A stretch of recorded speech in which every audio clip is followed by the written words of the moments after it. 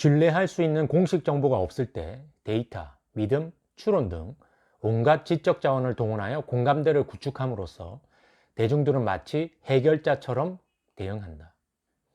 코로나19 관련 가짜 뉴스들을 지적하는 듯 들리는 이 말은 미국 사회학자 타모트 시부타니가 유언비어의 속성을 두고 한 말입니다. 유언비어가 존재하기 위한 전제가 신뢰할 수 있는 공식 정보의 부재라면 유언비어를 없애는 가장 확실한 방법도 신뢰할 수 있는 공식 정보를 제공하는 데 있겠죠. 국내에도 바이러스와 관련된 책들이 꽤 많이 출판되어 있지만 농림축산검역본부 최강석 박사님이 쓴 바이러스 쇼크는 그중 가장 신뢰할 만한 바이러스 정보를 제공합니다.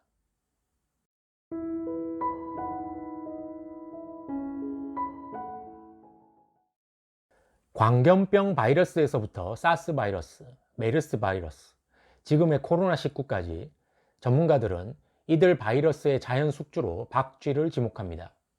왜 하필 박쥐일까? 저 역시 책을 읽기 전 가졌던 의문 중 하나였는데요. 답을 찾을 수 있었습니다. 첫째, 박쥐는 생물학적 다양성이 풍부합니다. 박쥐는 지구산에 존재하는 5천여 종의 포유류 가운데 쥐목 다음으로 많은 종을 가졌습니다. 전체 포유류의 25%를 차지할 정도니까요. 종이 많으면 수많은 바이러스의 좋은 서식처가 됩니다. 둘째, 박쥐는 역사가 오래된 동물입니다. 현생 인류의 탄생이 230만 년 전인데 박쥐는 약 5250만 년 전부터 서식해 왔으니 인간보다 훨씬 선배죠. 바이러스는 인류가 태어나기 수천만 년 전부터 이미 박쥐 몸에 침투해서 꾸준히 진화해 왔습니다. 셋째, 박쥐는 집단 생활을 합니다. 박쥐는 사회적 동물이라 무리를 짓습니다. 같은 공간에서 서로 다른 종의 박쥐가 서식하는 예도 흔하죠. 바이러스는 긴밀한 신체 접촉을 통해 쉽게 전파됩니다. 꿀벌이 색부르드 바이러스 등으로 피해를 자주 보는 이유이기도 합니다. 넷째, 박쥐는 오래 삽니다. 짧게는 5년, 길게는 50년을 살기도 합니다. 오래 사니까 바이러스에 노출될 기회도 많고 감염과 재감염을 반복합니다. 다른 동물에게 바이러스를 전파할 기회도 많아지고요. 다섯째, 박쥐는 날아다닙니다. 포유동물 중 비행 능력을 갖춘 유일한 개체가 박쥐입니다. 단기간에 아주 멀리까지 날아가서 바이러스를 전파할 수 있죠. 잊을만 하면 조류 인플루엔자 바이러스가 창궐하고 바이러스계에 이집트 순모기 같은 스타 모기들이 많은 이유입니다. 여섯째, 박쥐는 체온이 높습니다. 박쥐의 체온은 다른 포유류보다 2도 내지 3도 정도 높은데 이렇게 체온이 높으면 바이러스 활동성이 떨어지고 면역세포는 활성화됩니다. 박쥐는 바이러스가 침투했을 때 생성되는 인터페론이라는 항바이러스성 단백질도 항상 활성화되어 있음이 밝혀져 있기도 합니다. 일곱째, 박쥐는 과일을 좋아합니다. 과일을 좋아하는 것도 죄인가? 열대지방에 사는 과일박쥐는 엄청난 양의 과일을 씹어 먹습니다. 먹다 보면 소화되지 않은 과일 조각을 토해내는데 바이러스가 잔뜩 묻은 것들을 원숭이나 침팬지가 먹는 경우도 흔합니다. 원숭이나 침팬지에 전파된 바이러스는 돌연변을 일으키고 신종 바이러스가 탄생하는 계기가 됩니다. 바이러스계에도 20대 80 법칙이 적용됩니다. 20%의 소수가 80%의 감염을 일으키죠. 20%의 소수를 슈퍼 전파자라 부릅니다. 슈퍼 전파자는 동일한 바이러스나 세균에 감염된 다른 개인보다 더 많은 2차 감염자를 양산하는 숙주를 말합니다. 2003년 중국 광동성에서 사스가 발생했을 때 학자들은 최소 8명 이상을 전염시킨 사람을 슈퍼 전파자라 정의했습니다. 광둥성 식당에서 일하는 요리사는 사스에 걸린 후 지역 병원에 입원했다가 8명을 감염시켰습니다. 사스에 걸린 의사 1명은 증세가 있음에도 홍콩을 방문해 4성급 호텔에 머무르면서 최소 16명을 감염시켰고 그때 감염된 여자 1명은 싱가포르를 방문해 무려 195명 이상을 감염시킨 바 있습니다. 그 의사에게 옮은 인턴 사원은 홍콩의 한 병원에 입원해 있으면서 신장 투석 환자를 감염시켰는데 이 환자가 자신의 아파트 주민 213명을 감염시키게 되었습니다. 홍콩과 싱가포르에서 발생한 사스를 분석한 결과 놀랍게도 단 7명의 슈퍼 전파자가 전체 감염자의 4분의 3을 감염시켰음이 드러났습니다. 코로나19의 31번 확진자처럼 말이죠. 대부분의 바이러스 감염자는 잠복기 동안에는 바이러스를 배출하지 않습니다. 병증이 나타나는 기간에 몸 밖으로 바이러스가 배출되죠. 검역과 통제가 제대로 이루어지지 않으면 병증이 나타난 상태에서 외부 활동을 하는 사람이 발생하게 되고 이 사람이 슈퍼 전파자가 됩니다. 슈퍼 전파자를 통제하는 유일한 방법은 단 한 명의 감염자라도 방치하지 않는 것입니다. 누가 슈퍼 전파자가 될지는 알 수 없습니다. 슈퍼 전파자의 탄생을 막지 않으면 대규모 확산으로 진행합니다. 다수의 감염자를 배출하고 있는 신천지의 전체 신도 명단 공개가 주목받는 이유입니다. 지금은 종교의 자유, 개인의 프라이버시보다 중요한 것이 국민의 생명입니다. 저수지에 있는 물은 평소에는 넘치지 않습니다. 하지만 비가 많이 와 저수 영량을 초과하면 물이 넘치게 되고 인근 지역에 피해를 주죠. 저수지 물이 넘치는 것처럼 원래 숙주에 있던 바이러스가 흘러나와 새로운 숙주로 전이하는 것을 스필오버라고 합니다. 스필오버한 바이러스는 새로운 숙주에 적응하기 위해 돌연변이를 일으키고 신종 바이러스가 됩니다. 침팬지에 있던 SIV 바이러스가 사람으로 넘어와 후천성 면역 결핍증을 일으키는 HIV 바이러스가 된 것, 인플루엔자 바이러스가 조류를 거쳐 신종플루 바이러스가 된 것도 모두 스필오버 현상 때문입니다. 사람과 유전적으로 가까운 동물일수록 사람에게 스필오버할 확률이 높아집니다. 조류보다는 포유동물이, 포유동물 중에서도 영장동물이 더 위험하다는 뜻입니다. 사람에게 병을 일으키는 바이러스의 20%는 원숭이 같은 영장류에서 넘어온 것입니다. 평소에는 저수지 물이 넘치지 않는 것처럼 모든 바이러스가 스필오버하지 않는 이유는 서로 다른 종 사이의 장벽, 줄여서 종간 장벽 때문입니다. 대부분의 바이러스는 특정 종에서만 서식하고 질병을 일으킵니다. 바이러스가 증식하려면 숙주에 있는 세포 수용체 구조가 바이러스와 맞아야 하는데 숙주 종별로 그 구조가 독특하기 때문입니다. 서로 다른 종의 중국 관박쥐 바이러스들이 박쥐 몸속에서 뒤섞이면서 사스 코로나 바이러스가 된 것처럼 종간 장벽을 뛰어넘는 스필오버는 여러 종류의 바이러스가 숙주 내에서 뒤섞이면서 발생합니다. 유전자를 뒤섞는 기술이 뛰어난 바이러스가 인플루엔자 바이러스이고 가장 대표적인 것이 조류 인플루엔자 바이러스입니다. 세 종류의 조류 인플루엔자 바이러스가 기러기 몸속에서 뒤섞여 치사율 59%의 H5N1 인플루엔자 바이러스가 탄생했죠. 어떤 바이러스가 집단에 침투한 후 1차 감염자에 의해 발생한 2차 감염자의 수를 기본 재생지수라고 합니다. 바이러스가 가진 감염력을 나타내는 단위죠. 어떤 바이러스의 기본 재생지수가 1이라는 말은 1차 감염자가 평균 1명에게 2차 감염을 시킨다는 뜻이니 그 바이러스는 계속해서 집단 내에서 전염됩니다.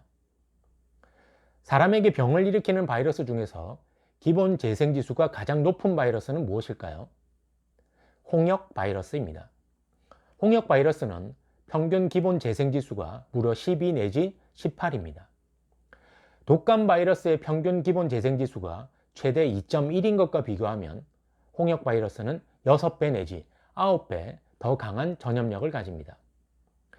웨스트나일 뇌염이나 댕기열처럼 모기가 전염시키는 전염병은 기본 재생지수가 0에 가깝습니다. 모기에 물리지 않으면 이미 걸린 사람에게서 전염되지 않는다는 뜻입니다. 바이러스가 지속해서 유행하려면, 아니 방금 배운 대로 기본 재생지수가 1 이상이 되려면 숙주의 개체수가 충분해야 합니다. 이 말은 대규모로 집단 서식하는 개체에서만 바이러스가 유행한다는 뜻입니다. 동굴에서 수백만 마리가 함께 모여 사는 박쥐, 수십만 마리가 떼를 지어 다니는 야생오리, 집단으로 사육되는 닭이나 돼지, 그리고 좁은 공간에 무릎 꿇고 앉아 초밀착식 예배를 보는 광신도들까지. 산속 자연인들만 있다면 바이러스 걱정도 없겠죠. 팬데믹은 전염병이 범지구적으로 유행하는 것을 말합니다. 역사적으로는 천연두와 결핵이 있었지만 가장 최근의 팬데믹은 1980, 90년대 에이즈와 2009년 신종플루였습니다. 인간 면역 결핍 바이러스 HIV가 인류에게 처음으로 출현한 것은 1920년대 콩고 민주공화국 킨샤사라는 지역이었습니다. 에볼라 역시 이 근처에서 발현되었죠. 하필 왜 이 지역일까? 킨샤사 근처에서는 활발한 식민지 개척이 이루어졌습니다. 증기선 운항도 시작되고 철도와 도로 공사가 시작되면서 수많은 인부가 동원되었습니다. 인부들을 위한 고기 수요가 폭증하면서 야생동물을 사고 파는 시장, 부시미트도 성행했죠. 이때 유통되던 침팬지 고기를 통해 사람에게 전염되었을 것으로 추정합니다. 1980년대 초 남성 동성 연애자들 사이에서만 발생하던 에이즈는 2013년 기준 전 세계적으로 3,500만 명을 넘어섰습니다. 2018년 기준 우리나라의 에이즈 환자 수도 10,000명을 넘어섰죠. 21세기 최초의 팬데믹은 신종플루였습니다. 2009년 6월 11일 세계보건기구는 신종플루를 전염병 최고 경보 단계 6으로 격상했습니다. 출현한 지 불과 2개월 만에 74개국으로 퍼졌고 28,000명 이상이 감염되어 114명이 사망했기 때문입니다. 신종플루는 야생조류 체내에 있던 인플루엔자 바이러스가 농장 돼지를 거치면서 사람에게 옮겨져 발생했습니다. 코로나19의 양성, 음성 진단은 어떻게 이루어질까요? 바이러스 진단의 핵심 기술은 중합 효소 연쇄 반응 방법, 약자로 PCR 방법입니다.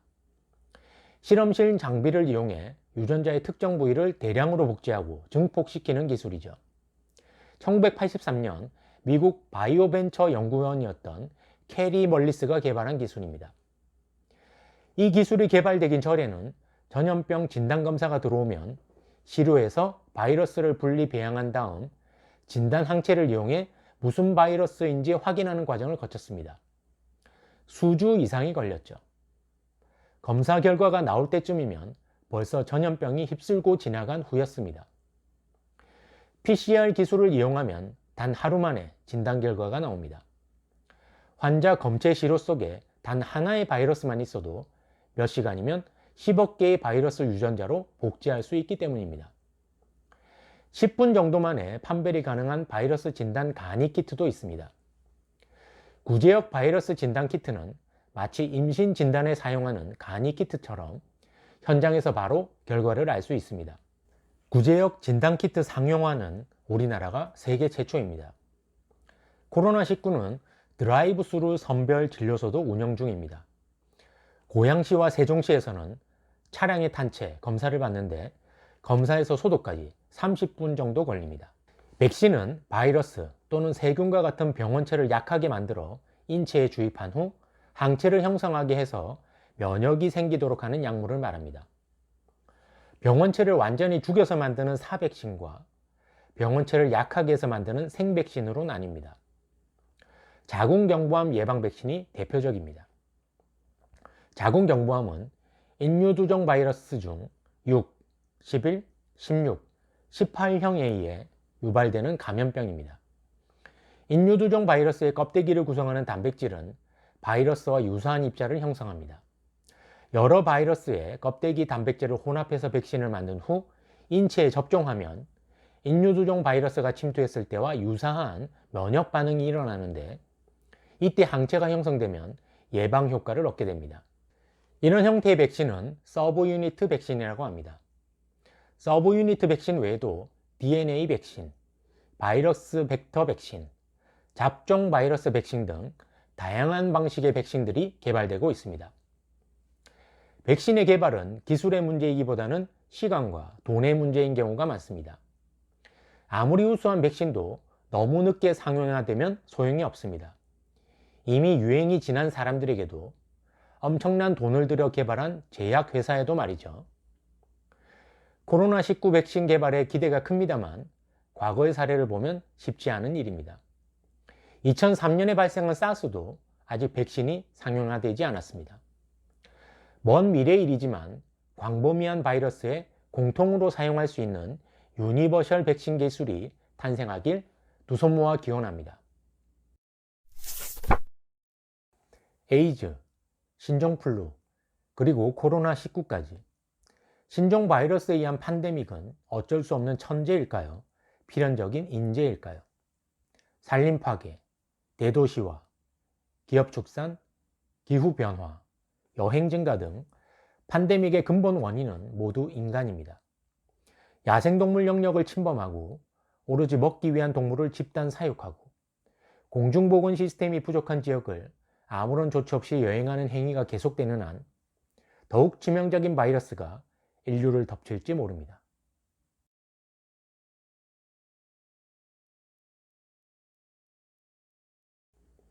고양이와 세종시에